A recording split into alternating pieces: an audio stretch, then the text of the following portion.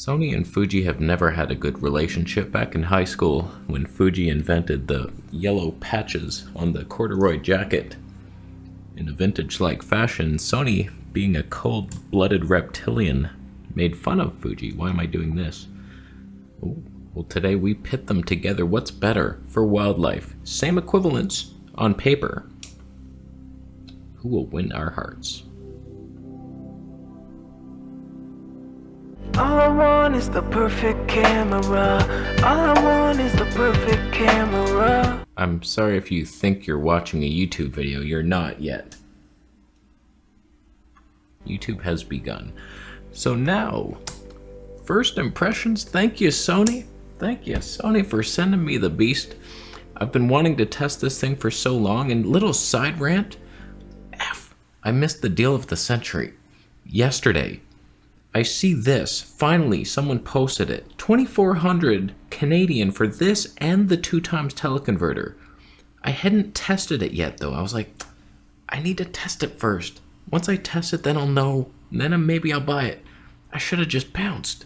That I could have sold that 2x teleconverter for $550, $1,850 Canadian for this. I could have had it. I'll never buy it again because it'll never be that cheap. So I'm throwing it out. So I took both of these out yesterday. Fuji on my shoulder, this one in my hand.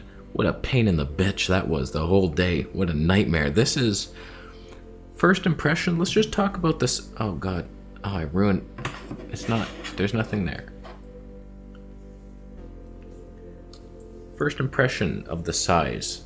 I can't believe this thing. It's heavy. It's noticeably heavy. This is like 2,150 grams for the Fuji. 3,100 almost. A good kilogram, almost. About 2 pounds heavier, and it's noticeable. You notice it immediately. And it's front heavy. It feels a little front heavy. So when I'm holding that, like, you barely notice the thing compared to this. Now it's like, holy shit. The zoom part should be here and the focus here. Now I have to hold it up here in like pinky focus. I don't know that I like it. I'll probably get used to it. If this was the only lens I ever used, then you would get, I'm just nitpicking here. But the manual focus is also very sensitive. One little movement and you're out completely. And also there's like hardly any room for your grip. I mean, Sony, you designed the camera and the lens. You knew this would happen. I don't even have big hands. They're touching. My knuckles are rubbing. I'm not an ape. I'm not an ape, Sony. So ergonomics, I don't know, man. But when it comes to footage, we'll start off with the worst shot I got. Just a kingfisher 15 miles away from me. The Sony, it's clearly much sharper. It's so much sharper. If you zoom in, it's like, okay, wow. You'll notice it more in other shots, but look at the stab. Like, we're at like 300% zoom. It's so hard. It's so much shakier than the Fuji. That's just me with the Fuji on my shoulder, but I was finding it much more difficult to hold steady. Probably because I couldn't like brace because I had the Fuji right here. So it's like I had to be open-armed on it. And this all strength, and the monkey strength will fail you with this lens. It's not prepared for that kind of thing. So you have to brace for impact. If you see some ducks, 4K 120p versus HD 120p, I wanted to test 120 frames per second on both. And what I'm seeing is the Sony's just so much sharper, and it has that full frame edge.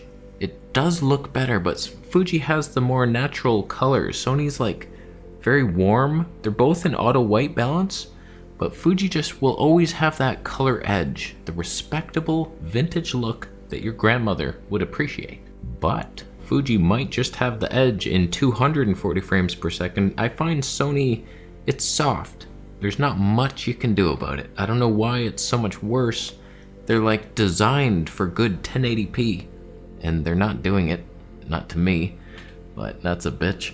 Did I miss focus on it? Probably. I had 2 ducks, they're off the algorithm, and I didn't know which one to focus on, I don't remember. So something bad happened probably, user error, it hurts us all.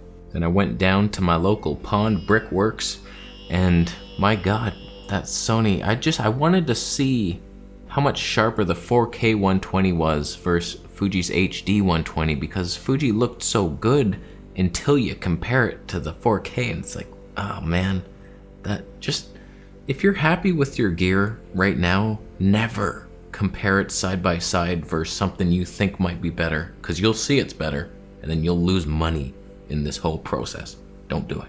But what we are seeing, same bird, only he climbed up for the Sony. He tried to escape the Sony's footage. The Fuji blacks are just a true black, true deep, gorging blacks. Whereas, I don't know, Sony's more like purpley, magenta, gray, pinkish black. Not sure what you are. It's weird. Just weird colors, always on the Sony. I don't know what to do with it. It's just so much sharper though. Maybe, like, I feel like I missed focus on that Fuji, but that's what the Sony will do to you. That's what it will do to your Fuji footage. You'll feel like you missed focus because it's so much softer. It could be more pleasing, but I doubt it. As I'm looking over this footage, I was like, damn, this is much better. Is it worth the wait? Like, I'm debating it, and then I missed that deal, and I'm like, oh man, I'll never see that again. I should have just bought it, but I didn't, and now we're stuck. But this lens, so far, it's everything I thought it would be and more. It's sharper than I thought it would be. It's somewhat doable. It does fit in my bag. I don't know what I measured. It fits just like this, even with the lens hood on and the 1.4 times teleconverter, which I also got. We'll do that in another video. But that fit right in my bag, so I could have brought it with me. There was no reason not to get this lens, and now I don't have it. But I found a brown creeper. He was climbing. He was creeping up a tree. Apparently, they start at the bottom, they climb up a tree, not even looking for food. They just do it for fun, and then they jump to another tree, go down to the bottom, and then go all the way up again. Not looking for food or anything, just having fun. That's why they do it, for fun.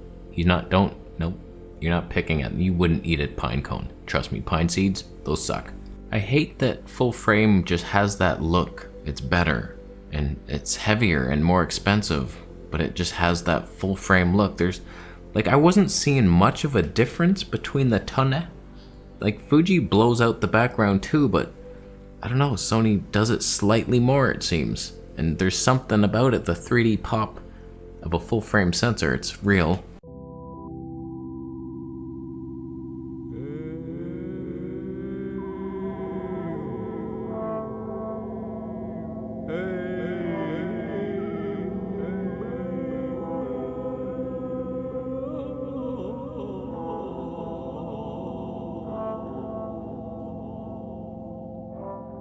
And I saw what looked to be a pelagic cormorant. I thought it was a giant black duck, a king duck, one might assume. And I got terrible footage. I was in 240 frames, and I saw it and I was like, oh my god, I should have been in 4K 120p. I suck at my job. And then he flew off, and I got none of it. I put it in autofocus. I was like, you can do it, Sony. It couldn't. And then it happened.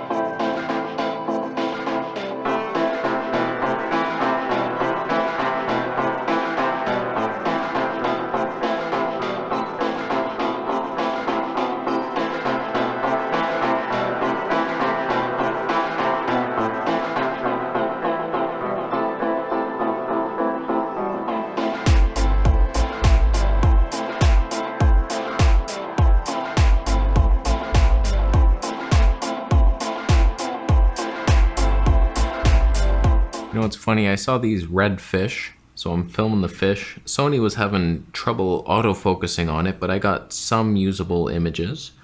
And then I see this freaking king duck, the Caspian tern, and I'm trying to get footage of it flying, and then I think to myself, well, Sony has animal eye detect in photos, so I switch on over to shutter priority, 2,000 shutters per second, and then I'm getting it.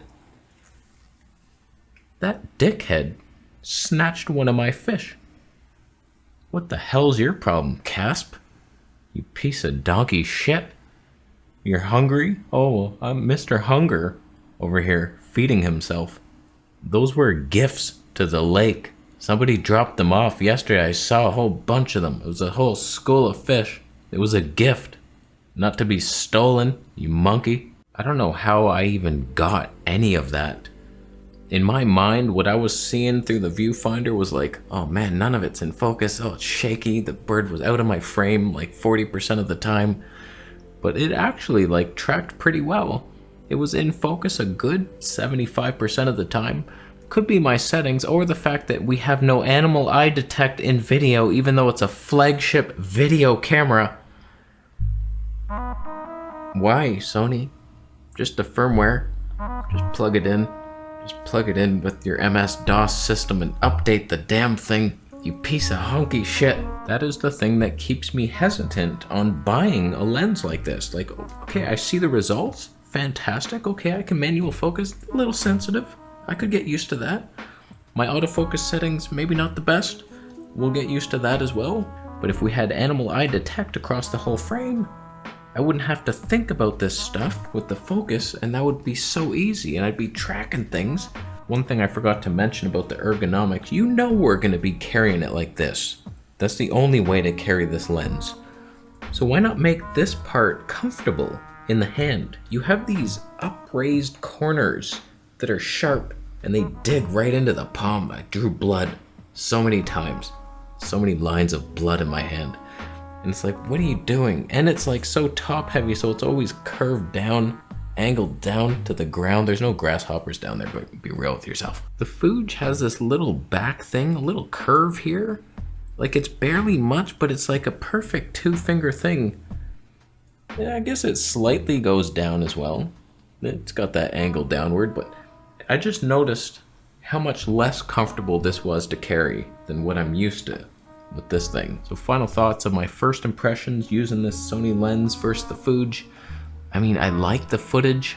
I like that I can use autofocus. A lot of these clips were in autofocus, and I mean, it was having a little struggle with this twig bird, the mohawk bird. Oh man, you kinglets. It was like struggling to find it, but it could see it. I got most of the shots, whereas Fuji I just did manual focus. I have to use it more to know for sure which is my spirit lens. I have a feeling if I own them both, I would probably lean to wanting to bring the Sony more, just to get the full frame image, like the ultimate quality. And I could put up with the wait. I think you would get used to it eventually.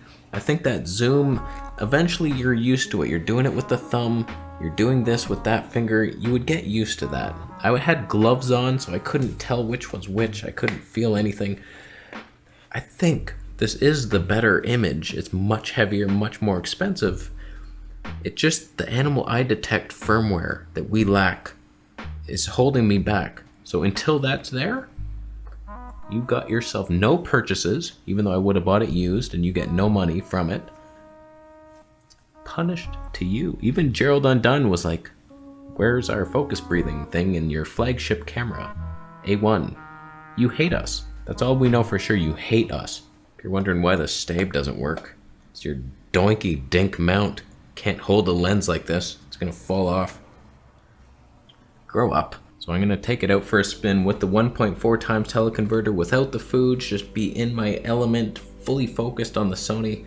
We'll get some more footage, but yeah, highly recommended. If you own a Sony camera, maybe an A7 IV or an A1, then yeah, you'll get the best footage from this. And the 1.4 times teleconverter looks sharp from what I tested in here. Not bad, not bad, Sony. So work on some shit. Get a new handle here and a nice grippy pad. Fix your color science so it doesn't look like magenta blocks of hell. And also add animal eye detect firmware in video in this A7S III and the A7S II and the Mark I. Thank you. And these are all available through my affiliate links. Down below there, just click those. Good on you. I can't believe I missed that deal. Oh.